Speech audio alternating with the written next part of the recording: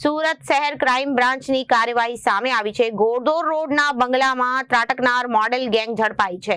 Posh વિસ્તારમાં moped પર ફરી તસ્કરી માટે બંધ ઘર શોધતા આરોપી સામે 25 ગુનાઓ નોંધાઈ ચૂક્યા છે। પોશ વિસ્તારમાં મોપેડ પર ફરી તસ્કરી માટે બંધ ઘર શોધતા આરોપી સામે 25 ગુના નોંધાયા છે। કુખ્યાત મોડેલ ગેંગના શાગીદોને સુરત ક્રાઇમ બ્રાન્ચે દબોચી લીધા। પકડાયેલા તસ્કરો પાસેથી ચાંદીના દાગીના અને ગુનામાં વપરાયેલી મોપેડ સહિત કુલ 1.69 લાખનો મુદ્દામાલ જપ્ત કરવામાં આવ્યો। મુખ્ય આરોપી રોહિત ઉર્ફે મોડેલ સામે અગાઉ 25 થી વધુ ગુના નોંધાઈ ચૂક્યા છે।